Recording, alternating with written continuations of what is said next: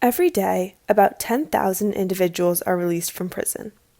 This means that every year, a total of 650,000 inmates are released back into society. But once these individuals are released from prison, what do their lives look like? Unfortunately, without support or reintegration programs, around half of federal offenders that were released were rearrested within 8 years. This trend is called recidivism, a person's relapse into criminal behavior, often after the person receives sanctions or undergoes intervention for a previous crime. The first year is especially important. According to the U.S. Department of Justice, about 4 in 9 prisoners released in 2005 were arrested at least once during their first year after release. What are the factors contributing to these trends? Having a criminal conviction can limit someone's access to housing, work, and social services, which makes them more likely to recidivate. Individuals who were convicted for a crime often face a harder time finding work. Many employers are reluctant to hire convicted criminals, and the unemployment rate for formerly incarcerated people is nearly 5 times higher compared to the national average. Given their limited options, these individuals usually find low-skilled jobs in food service, wholesale, maintenance, or manufacturing, which don't offer many benefits or upward mobility. Such limits to opportunities make previously convicted individuals more likely to recommit crime in search of an income. Individuals often leave prison with limited finances, which makes it even more difficult for them to find secure housing. Current housing policies can allow for previously convicted individuals to be disqualified as applicants, and more extremely, individuals convicted on drug felony charges aren't eligible for public housing. Homelessness makes an individual 11 times more likely to be incarcerated, and being incarcerated makes a person 10 times more likely to be homeless. This lack of stable housing only worsens the issue. Many federal and state assistance programs have provisions excluding previously convicted individuals from their services. For example, federal law prohibits individuals convicted on drug felony charges from receiving SNAP benefits. Even if these individuals have been certified to be rehabilitated, they're still barred from any benefits. This is problematic because individuals convicted on drug felony charges are at the highest risk for recidivism. Without support from these programs, where do these individuals find the means to rebuild their lives? In addition to these 3 factors that can limit reintegration into society, convicted individuals are more likely to face systemic challenges that can contribute to their reconviction. First, systemic racism. African Americans and Hispanics have higher rates of rearrest, reconviction, and resentencing compared to white Americans. And as we have seen time and time again, minorities are unfairly targeted by the police, negatively affecting their families and communities. This unjust targeting explains the disproportionately high rates of arrest and rearrest of these individuals compared to white Americans. Moreover, individuals in prison often do not have the same education levels as the rest of America. Despite only making up around 18% of the general population, 41.3% of incarcerated individuals have not finished high school or earned a GED. Lower education levels diminish employment opportunities, making these individuals more likely to turn to dangerous and illegal activities to earn an income. And finally, one's socioeconomic status also correlates to their likelihood of arrest. According to one study, an adult in poverty is 3 times more likely to be arrested, and an adult earning less than 150% of the poverty line is 15 times more likely to be charged with a felony compared to an average individual. Low-income communities also tend to be more policed, negatively affecting the families and communities that live there. Justice has never been easy to achieve, but it's always been worth fighting for. With all the contributing factors, recidivism isn't an easy problem to solve, although many past presidential administrations have attempted to do so. President George W. Bush enacted several policies designed to support prisoner rehabilitation. So tonight I propose a 4-year, $300 million prisoner reentry initiative to expand job training and placement services, to provide transitional housing, and to help newly released prisoners get mentoring, including from faith-based groups. Such as the Access to Recovery program, which provided funding to help people suffering from drug addictions as well as to mentor the children of imprisoned parents.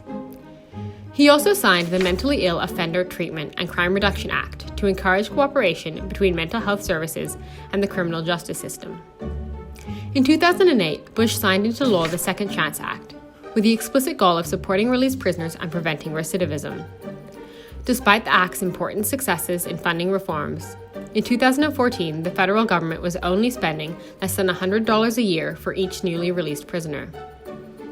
Criminal justice reform was a key focus of President Barack Obama, and he implemented several policies hoping to reduce recidivism and support formerly incarcerated people through the reentry process. And justice means allowing our fellow Americans who've made mistakes to pay their debt to society and rejoin their community as active, rehabilitated citizens. Some key actions included the creation of the Federal Interagency Reentry Council, supporting policies to help former prisoners find housing and employment, and providing educational and training programs in prisons. Despite facing resistance from Congress for many proposed reforms, it seems as though Obama's actions had some impact.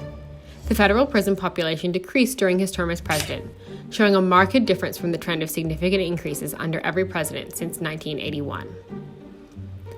President Donald Trump has also enacted policy intended to reduce recidivism and ease prisoner reentry. We worked across party lines very strongly.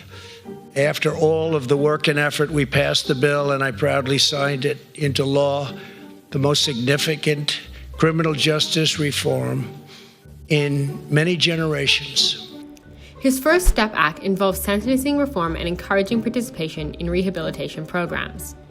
Although it is touted as one of the largest and most significant federal prison justice reforms in many years, the act is also recognized as having relatively minor impacts, as it only affects the small percentage of the prison population in federal prisons. For a policy change to be truly impactful, it must address prisoners in state prison systems as well. Preventing recidivism created challenges not just on the national level, but also on the state level. Take, for example, the failures of the California prison system.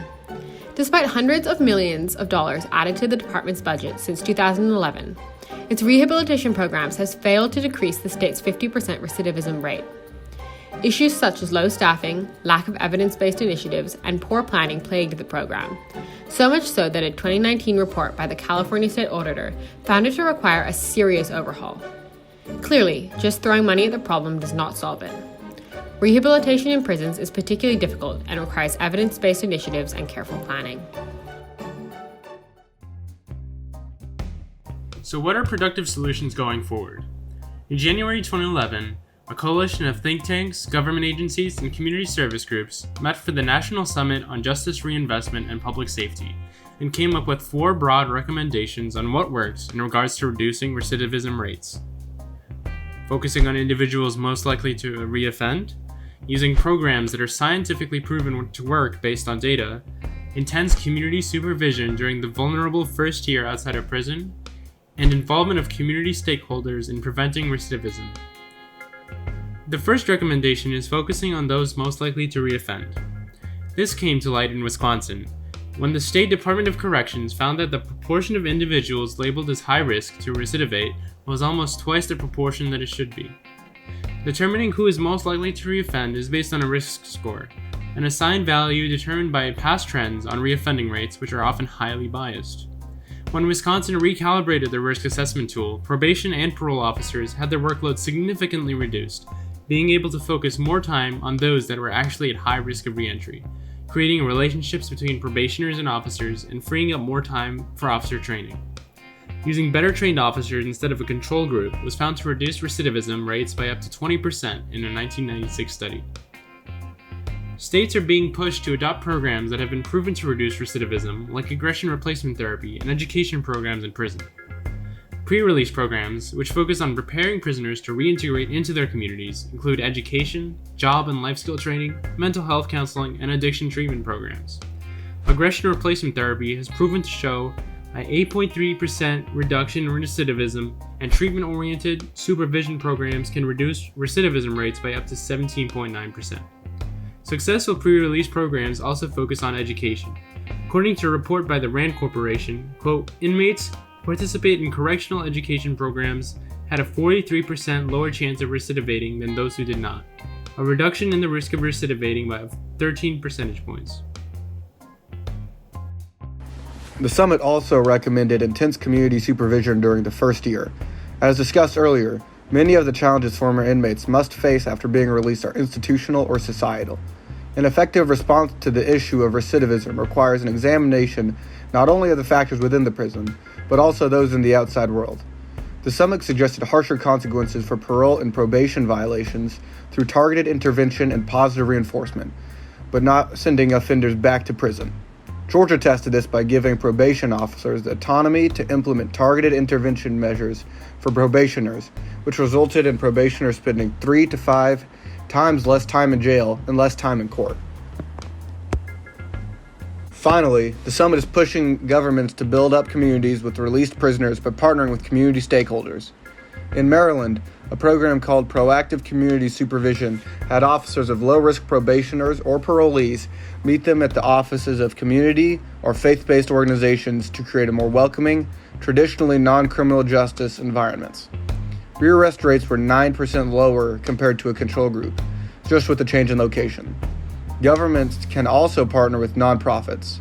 Hope for Prisoners aims to restabilize the life of former prisoners through education and mentorship programs. The organization provides training in financial skills, leadership, professional development, and technology. With these training programs, 64% of inmates found stable employment and only 6% were reincarcerated. Solutions like these represent a way forward for America's prison system. Hopefully, future policies will incorporate these principles and create an America that lives up to its promise of a second chance. Thanks, and have a great weekend.